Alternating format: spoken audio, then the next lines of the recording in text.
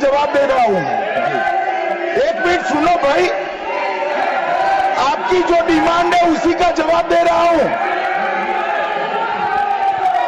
माननीय अध्यक्ष जी, पीएम साहब इनकी ऑफिस में ही है। उनको ज्यादा सुनने का शौक है क्या? भाई मेरे से निपट रहा है, काहे को प्रधानमंत्री जी को बुला रहे हो? और तकलीफ होगी, ये समझते नहीं है साहब। राज्यसभा में गरजे अमित शाह, बोले हिंदू कभी आतंकवादी नहीं हो सकता। और हिंदू टेरर का सगुफा किसने छोड़ा? मैं आज दुनिया के सामने, देश की जनता के सामने गर्व से कहता हूं कि हिंदू कभी टेररिस्ट नहीं हो सकता। अमित शाह ने कहा, महादेव सिर्फ धार्मिक नाम नहीं, ये सेना का उद्देश्य भी है। उनको मालूम नहीं है, हर हर महादेव सिर्फ धर्म का नारा नहीं है। शिवाजी महाराज ने जो मुगलों के खिलाफ लड़ाई लड़ी, स्वतंत्रता की लड़ाई लड़ी, और शिवाजी महाराज की सेना का युद्ध घोष था, हर हर महादेव। अमित शाह ने विपक्ष की बोलती बंद कर दी, कहा मुझसे निपट लो, पीएम आए तो तकलीफ होगी। माननीय अध्यक्ष जी, पीएम साहब इनकी ऑफिस में ही है।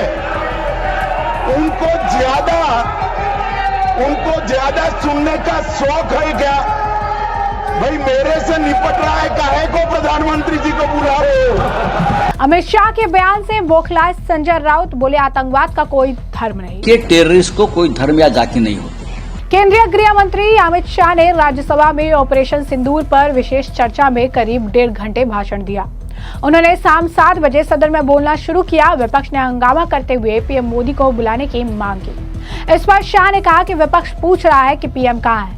पीएम इस वक्त ऑफिस में है, उन्हें ज्यादा सुनने का शौक नहीं है, मेरे से निपट रहा है, उन्हें क्यों बुला रहे हो? वो आए तो तकलीफ ज्यादा होगी। तो अमित शाह के जो है भाषण शुरू करने के साथ ही विपक्ष ने मांग की कि पीएम मोदी को जवाब देना चाहिए। विपक्षी सांसदों ने अमित शाह के भाषण के बीच ही नारेबाजी शुरू कर दी, जिसके बाद अमित शाह अपनी सीट पर बैठ गए। इसके बाद विपक्ष के नेता खड़गे ने कहा कि पीएम अगर सदन में नहीं आ रहे हैं तो ये सदन का अपमान है। इसके साथ ही विपक्षी सांसदों ने सदन से वॉकआउट कर लिया। विपक्ष की ओर से की जा रही इस मांग पर अमित शाह ने कहा, पीएम अपने ऑफिस में हैं, इनको ज्यादा सुनने का शौक है क्या? मेरे से निपटा जाता है तो काहे को पीएम को बुला रहे हो? वो आए तो तकलीफ होगी। क्या कुछ कह रहे थे गृह मंत्री अमित शाह इस दौरान, सुनिए। पूछ रहे पीएम कहाँ है, इसका जवाब दे रहा हूं। एक मिनट सुनो भाई, आपकी जो डिमांड है उसी का जवाब दे रहा हूं। माननीय अध्यक्ष जी, पीएम साहब इनकी ऑफिस में ही है। उनको ज्यादा सुनने का शौक है क्या? भाई मेरे से निपट रहा है, काहे को प्रधानमंत्री जी को बुला रहे हो? और तकलीफ होगी, ये समझते नहीं है साहब। तो जैसे कि आपने सुना कि गृह मंत्री अमित शाह ने विपक्ष इस मामले में बोलती बंद कर दी। साथ ही साथ केंद्रीय गृह मंत्री अमित शाह ने राज्यसभा में कांग्रेस पर जमकर निशाना साधा। उन्होंने कहा कि वोट बैंक की राजनीति के लिए कांग्रेस ने भगवा आतंकवाद का झूठा सिद्धांत बनाया। शाह ने संसद के उच्च सदन में 2 टूक कहा, मैं गर्व से कह सकता हूं कि कोई भी हिंदू कभी आतंकवादी नहीं हो सकता है। उन्होंने कहा कि कांग्रेस ने बहुसंख्यक समुदाय को बदनाम करने की कोशिश की, लेकिन भारत की जनता ने इस झूठ को नकार दिया। क्या कुछ कहना है अमित शाह का, सुनिए। बंबई के हमले के बाद आज ये दिग्विजय सिंह चले गए हैं। उन्होंने कहा है तो आरएसएस ने करा है। मान्यवर क्या बोल रहे हैं, किसके लिए बोल रहे हैं, किसको बचा रहे हैं, क्या कहना चाहते हैं? और हिंदू टेरर का सगुफा किसने छोड़ा? मैं आज दुनिया के सामने, देश की जनता के सामने गर्व से कहता हूं कि हिंदू कभी टेररिस्ट नहीं हो सकता। हम कभी टेररिस्ट नहीं हो सकते। क्या कहना चाहते हैं? फर्जी टाइप के केस बनाए, एक भी केस अदालत में नहीं टिका। देशभक्त संगठनों पर आरोप लगाए आपने, सिर्फ आपकी छिछोरी राजनीति के लिए, क्षुल्लक फायदे के लिए। और फिर क्या कर लिया? फिर भी हार गए। हारे तो ना।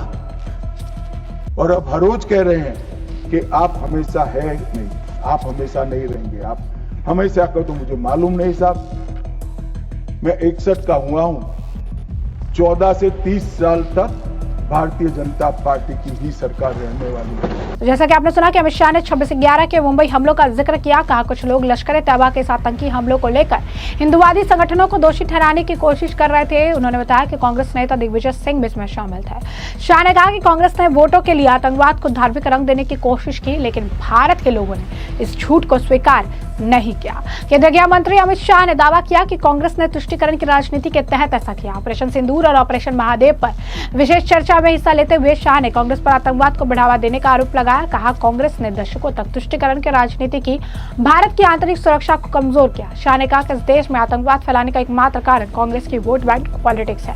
उन्होंने यह भी कहा कि कांग्रेस जो है दिन रात पीओके चलाती रहती है। कांग्रेस ने पीओके को जन्म दिया, लेकिन पीओके को वापस लाने का काम भाजपा करेगी। क्या कुछ कह रहे हैं अमित शाह, सुनिए। मान्यवर, क्या संवेदनशीलता है, क्या समझौता किया आपने। और साहब जनरल मानेक साहब, जिनको 71 युद्ध का आर्किटेक्ट कहा जाता है, उन्होंने एक इंटरव्यू में कहा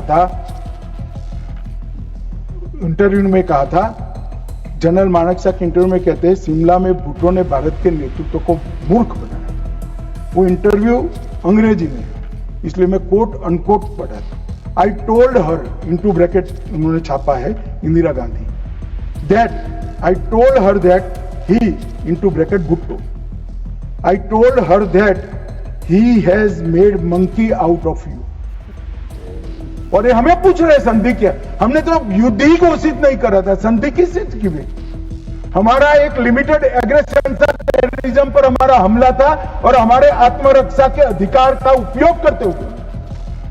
अरे हमें पूछ रहे, चिंता मत करो राहुल गांधी, पाक ऑक्यूपाई कश्मीर की चिंता है ना, भारतीय जनता पार्टी ही ला देगी पाक ऑक्यूपाई। तो जैसे कि आपने सुना कि अमित शाह ने किस तरीके से जो है बयान दिया। उन्होंने राहुल गांधी को चुनौती देते हुए कहा कि आप पीओके की बात करते हो, पीओके बीजेपी ही ला कर देगी। पीओके कांग्रेस ने दिया था, लेकिन पीओके वापस लाने का कार्य भारतीय जनता पार्टी करेगी।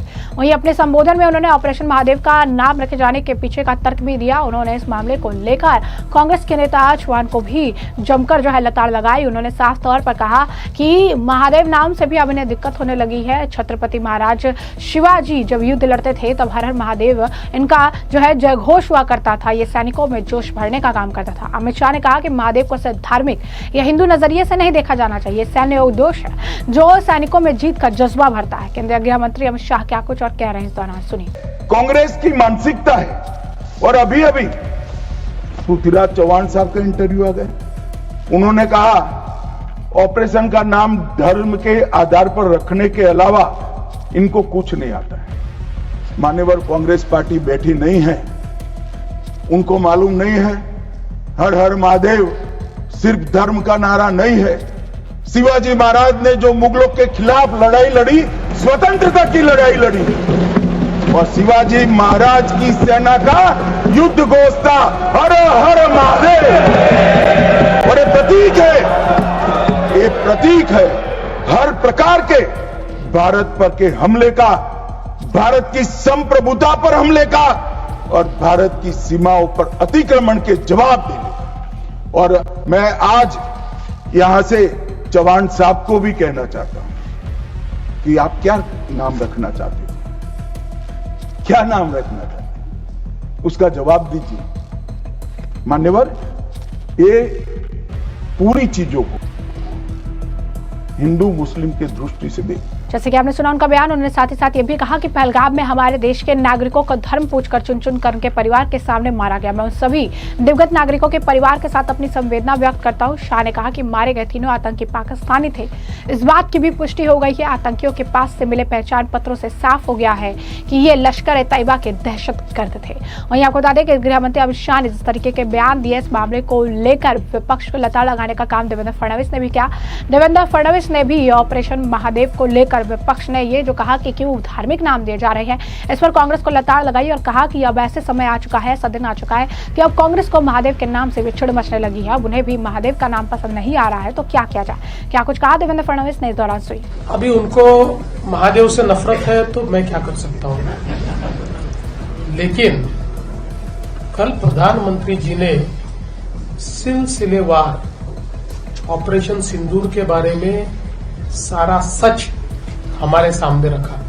उससे पहले रक्षा मंत्री जी ने और विदेश मंत्री जी ने भी विदेश नीति के बारे में सारा सच हमारे सामने रखा। एक प्रकार से कांग्रेस पूरे तरीके से एक्सपोज हो गई, लेकिन प्रधानमंत्री जी का एक जो बयान था उसको कांग्रेस पूरे तरीके से सच करने पर तुली है। और वो बयान ये था कि प्रधानमंत्री जी ने कहा, जो जबान पाकिस्तान के नेता इस्तेमाल कर रहे हैं, जो भाषा पाकिस्तान के नेता इस्तेमाल कर रहे हैं, वही भाषा बिना कॉमा या फुल स्टॉप बदले कांग्रेस पार्टी यूज कर रही है। और वही आज भी कांग्रेस पार्टी के नेताओं के बयानों से ध्यान में आया। तो जैसे कि आपने देवेंद्र फडणवीस का बयान सुना, वहीं गृह मंत्री अमित शाह ने जो कहा कि कोई भी जो है भगवा आतंकवादी का इन्होंने नाम दिया, तो मैं ये कह सकता हूं कि कोई भी हिंदू आतंकवादी कि टेररिस्ट को कोई धर्म या जाति नहीं होती। मैं आपको पहली बार बोलता हूं, ये जो हिंदू टेररिस्ट ये शब्द ये बार बार जो यूज कर रहे हैं ये लोग, किसी भी टेररिस्ट को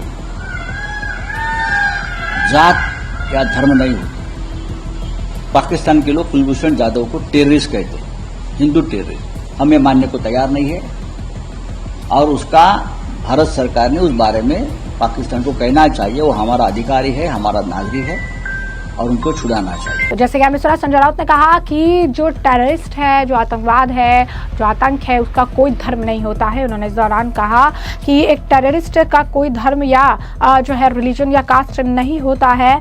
जो लोग हैं पाकिस्तान के, वो कुलभूषण यादव को एक टेररिस्ट बताते हैं, एक हिंदू टेररिस्ट बताते हैं, लेकिन हम उसे एक्सेप्ट करने के लिए तैयार नहीं है। सरकार को पाकिस्तान को कहना चाहिए कि वो हमारे सिटीजन हैं, हमारे नागरिक हैं और उन्हें आप फ्री कर दीजिए। तो इस तरीके से गृह मंत्री अमित शाह के बयान पर जमकर बौखलाहट देखने के लिए मिली। तमाम तरीके के बयान आपने सुन लिए हैं और अब इस पूरे मामले पर आपकी भी जो राय कमेंट सेक्शन में कमेंट करके जरूर से जरूर साझा करिएगा। धन्यवाद।